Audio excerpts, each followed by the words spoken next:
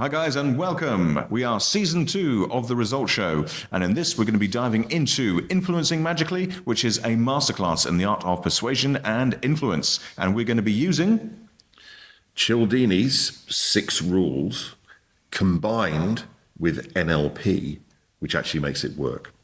So stay tuned. And, very important, the contrast, the difference between persuasion, influence, and manipulation. Don't miss it.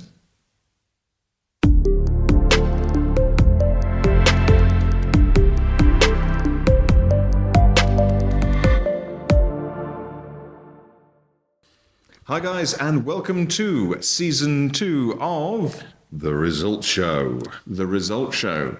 And to kick off this brand new season, we are delighted to introduce a brand new thing, which has been created basically especially for this podcast, which is Influencing Magically. The Persuaders. The Persuaders. So what we're going to do is basically go through why persuasion is important, why influence is important, what the difference is between persuasion, influence, and manipulation. Yep, because there's always, whenever you talk about influence, whenever you talk about persuasion, Yes. there is an elephant in the room. And also defining influence, because I think with a lot of people, especially because the word influencer is kind of like taken on new meaning these days. Yeah, with things like Instagram and Yes. Instagram and all that kind of stuff. Yeah, a lot of influencers are, kind of like people who do like special dances or, just random stuff like that. So what we want to do is basically look at, over the course of the coming weeks, we're going to be going through all of the different tools, and we're going to be using a very, very special reference guide, which is something that Dave and I have both used for many, many years.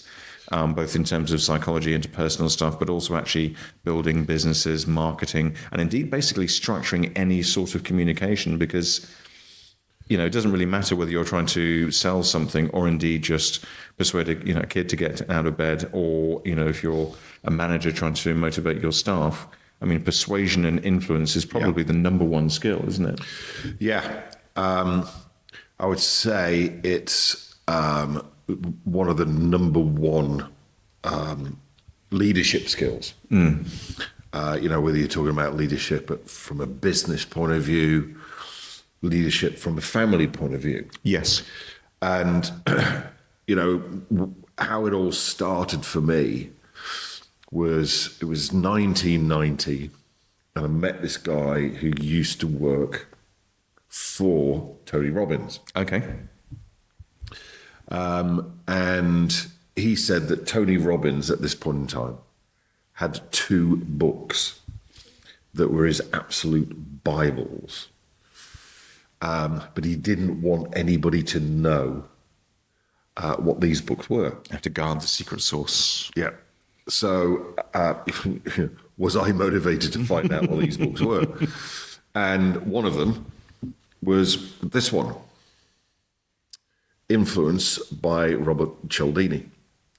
So I first came across this book in 1990. Obviously, I had to buy it. I was influenced. Yes. Persuaded to go and get this book. And, a couple of things about it. It's a great book, by the way. If you haven't got Influence by Robert Cialdini, buy it. It's a must-have. And, from the from our Presenting Magically series, we did that session on structuring your genius. That's it, yes. I got the why. The guy gave me the why. Tony Robbins' Bible, and he doesn't want anybody to know what the book is. The why was sorted. It's a secret, that magic word. The book, because Cialdini is a academic. He's almost like a Malcolm Gladwell. He's like a researcher. He's a university professor. Yes. Archetypical university professor. And as we said in the format system, therefore, great at the what. Yes. So you get to the end of the book, you've got all these stats, you've got all these figures, you've got all these kind of things. There's no how. No. So what I did was I put Cialdini's work and NLP together, because NLP is very how. Yes. And it's the how to do anything, actually. And so I looked at, like, how do we put Cialdini's rules into practice with NLP? And that was the basis of format of massive influence. It's almost like you've got pure mathematics and then applied mathematics. Yeah. With pure mathematics, you've kind of got X equals Y and all the rest of it. Then you look at applied mathematics, and it's like that's when 700-ton aircraft start to leave the ground, because you're actually using what you've learned. For me, one of the interesting things about influences, and I think it was very much of its time, there was a lot of cults and other bits and pieces, especially when Robert was like growing up and doing his research. And there were a lot of people who were very, very good at influencing people, right the way through from those, please have a flower from the Church of Consciousness. He talks about that in the book. Yeah. So to some extent, it was kind of almost written as a defense against that. But I think what actually happened was that all of the people who wanted to influence read it. And I think the mainstream audience that he was hoping would read it and go, okay, now I can see through your tricks and your traps, didn't. So you kind of almost armed, if you're going to run a cult, basically, this is the Bible to use. As is the second book, which was Tony Robbins' Bible. Well, that's for a later show. Yes, so stay tuned for that one. So then, so what we're going to talk about in the upcoming episodes is Cialdini's 6 rules, with using NLP to put them into action. Yes. But as we talked about before, there is the elephant in the room. What is the difference between influence and persuasion and manipulation? And I think if anybody's, for those of you guys who are, kind of like in the NLP world, you'll have already come across this. Oh, yeah. NLP is perceived as, kind of like some kind of voodoo. People almost slightly nervous about it, because they think, it's almost like if you say, I'm a hypnotist, everyone goes, yeah. Are you going to turn me into a chicken? Yeah. NLP is manipulative. It's witchcraft, whatever 300 years ago, you've been, nailed to a door or burned at a stake. So you shouldn't have that much power. I mean, I always think, if you went to see a chiropractor or an osteopath and they didn't manipulate you, you would think you'd been ripped off. That's more like a therapy session. Because you're actually paying these people to manipulate you. Yes. And, another example I use is that, if somebody said, I can manipulate you to become an overnight multimillionaire. Mm-hmm. As a lot of people actually do. Would you say, don't manipulate me? I would go, I'd be there, So what's the difference that makes the difference? For me, persuasion is where you change the way that somebody thinks. You work with them to change their mind, but they don't necessarily follow through with action. Okay. Whereas for me, influence is where you work with them and they change their mind and they follow through with action. So that thing, we hear it quite often, like hearts and minds. Yes. So for me, persuasion is mind, influence is hearts and minds. Right. Because then when the two are aligned, that's actually when the action happens and also stays happening. Yeah. Then manipulation. Can you use what we learned from Cialdini's influence to manipulate somebody? Yeah. Can we use what we learned from NLP to manipulate somebody? Yeah. So the techniques are the same. Yes. So what's the difference that makes the difference? Intent. It's a bit like a kitchen knife, isn't it? You can use it to make a brilliant meal, or you can use it to do some of the serious mischief.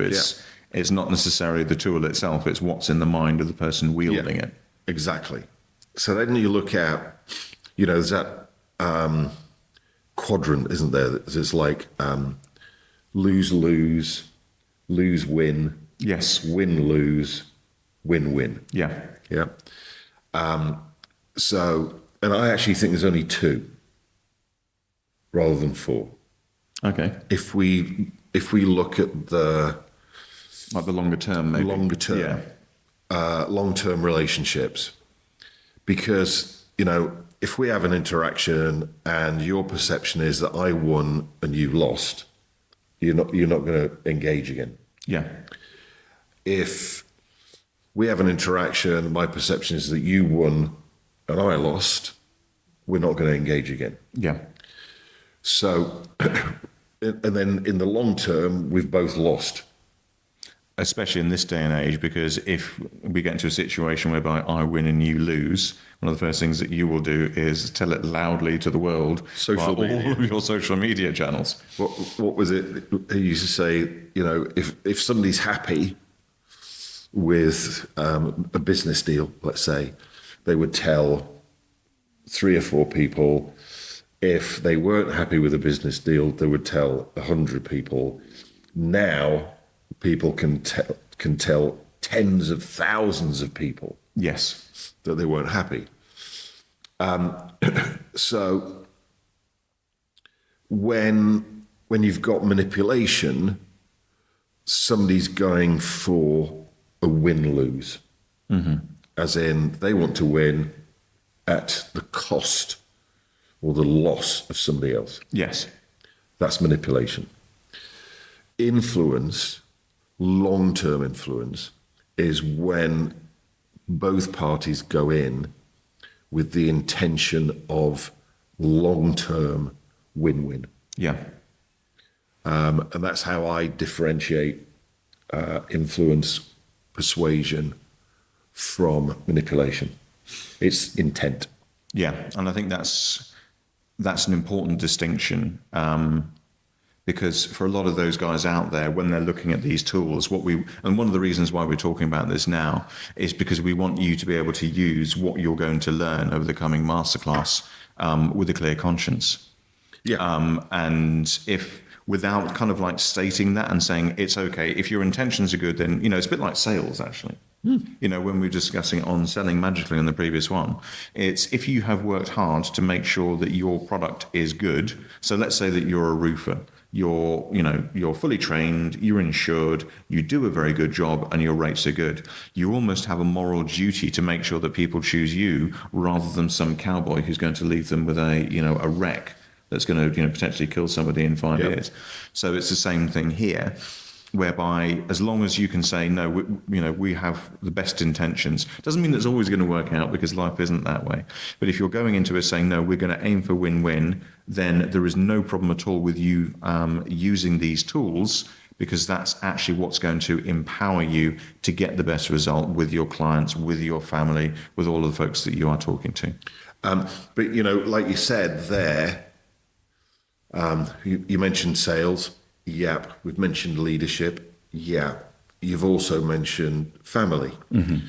And the first, on Masters of Influence, what I do is, I set up, this is what we're going to be learning. And then I go out to the floor, the room, and say, okay, anybody, who do you want to influence? Or what do you want to influence them to do? Yes. What does done look like? And, the majority of answers that come out are business answers. I want to influence my prospective clients to become my clients, that kind of stuff. And there's this one lady there, and I think she felt a bit uncomfortable at first because she said, I don't have a business. I'm not in sales. That's not what I'm here for. And I said, well, what are you here for? She said, I only want to influence one person. And I said, okay, great. Who's that? My daughter. And I said, and what do you want to influence her to do? She said, I want to influence her to stop smoking. Okay. So with every single exercise and all the rules of Cialdini and the NLP techniques and, you know, what I call street hypnosis, Yes. street NLP, also Values level 7. yeah, all this Yeah. kind of stuff. That was her sole thing.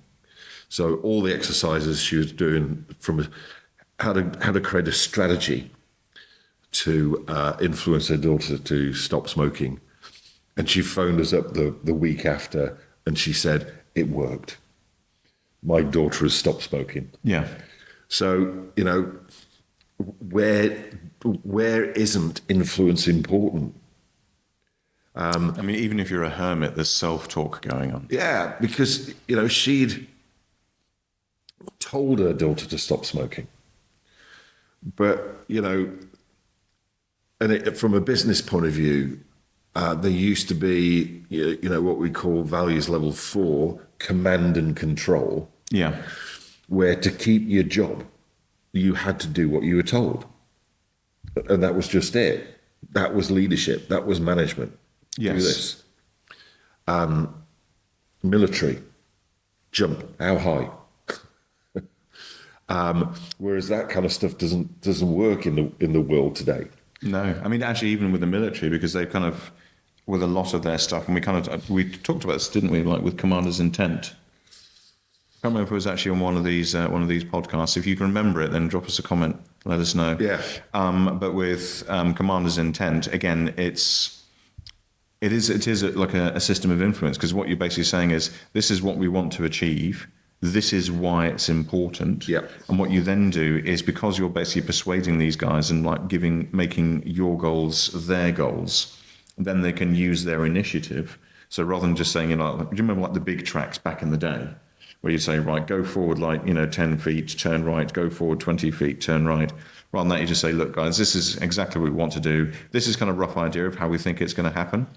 But the most important thing was that when they walked out to that briefing room, they said, right, this is important. This is what we're going to do. We kind of got a rough plan. We know that it's not going to survive first contact with the enemy. But what we are going to do is, because we have the belief that this is important, something that we need to do, we will find a way. Yep. And it goes back to, again, one of the phrases which I love, which is the difference between, you know, kind of like the why and the how, which is, if you want to know if someone's going to do something, ask them why. Because if they have a good why, they'll find the how. And if they don't have a good why, then the how is actually irrelevant anyway. Yeah. And, you know, I think you mentioned it in a previous episode with your, you know, kids or whatever. Just tell them to get up. No. Doesn't work. Get up and go to school. No, Dad. No, I don't want to. I feel poorly. It's so, yeah, and I do actually have an entire bank of negotiation strategies. There's contrast, and so these are some of the rules which you're going to be coming across. If you haven't come across Cialdini's rules, so we're using contrast, we're using reciprocity. You know, kind of like we gave you a day off last week. Yep. So you owe us. There's commitment. You said you would go in. Yep. You know, the social proof, your sister's got up, she's about to go in. There's authority in terms of, well, you know, to some extent that kind of works. But there's also scarcity, which is the longer it takes you to get up, the less time you're going to have with your tablet once you're actually ready to go. Right. So all of these rules come into play, Yeah. and it's like, and again, they're like golf clubs. You know, you're just literally, you know, kind of like grabbing for them and then molding them into this strategy, because it's not one or the other per se. Just in the same as, you know, kind of if you're approaching a hole, you'll use several different clubs for the right situation in order to achieve your goal. And that's what this is. It's going to give you a fully fledged toolkit to be able to influence people. And obviously, we just need your agreement at the start that you're going to be using this for good. And if you are, then you are absolutely 100% allowed. And indeed, in some cases, you know, when you're looking at, you know, things like stopping smoking or like doing something that's going to make a major positive impact to somebody, especially if they don't necessarily want to do it, then you're almost obliged to use these, I think. Yeah. And use them in a way where you can sleep at night.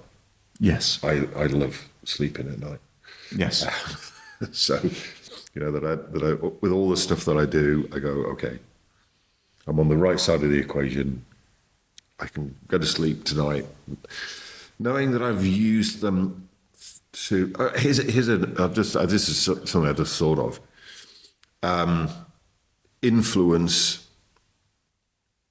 You've used these techniques to empower somebody. Yes. To give them more personal power. I like Tony Robbins' definition of personal power, which is a person's ability to take action. Yes. So you've used it to empower somebody and to give them more choice rather than less choice. Yeah. To put them more on the cause side of the equation rather than the effect side of the equation is influence. Manipulation is where you use these techniques with the intent of disempowering somebody. Yes. To give them less choice and to put them on the effect side of the equation rather than the cause side of the equation. Yes. So don't do that. Yeah. So we're about empowerment, choice, and enabling people to be on the cause side of the equation by using what we're talking about here. Yes. And indeed getting the results you want, because after all, this is The Results Show. TheResultShow.com. Actually, not it's just the Result Show. I'm normally used to saying that because I say that at the end of the email address. I know. I caught you out there. Yeah, it's anchoring, you see. All this NLP stuff, it works, even when you don't want it to. Okay, so that is basically our intent for the Influencing Magically Masterclass. So we hope that you join us over the next few weeks and join us again next time because we will be diving into reciprocity. Indeed. So what taster can we give those guys in terms of reciprocity, do we think? Reciprocity is actually one of the more powerful rules. And Cialdini actually proved that reciprocity was more important than liking. Yes. As an example. Because people would follow through with a particular action. Then they went, and the thing with Cialdini is he's got these resources to be able to do experiments, etc. Which is normally hapless, kids at New York colleges that he persuades to do various things. Yeah. No offense, Bob, but sometimes you do put these guys through the ringer. And then they would interview people afterwards, and what they'd find is the person took action because they had a perception that this other person had done something of value for them without being asked. And they would go, "Did you like them?" And some would go, "Yeah, I liked him." Others would go, "No, I didn't like him." Yes. And reciprocity still worked. That's it. So join us next week where we're going to be diving into reciprocity. It's easy for him. I shall practice that over the coming week. And we will show you how all of this stuff works. In the meantime, if you have any questions or comments, please email us at theresultsshow.com. podcast@theresultsshow.com, and we will see you next time. Bye, guys.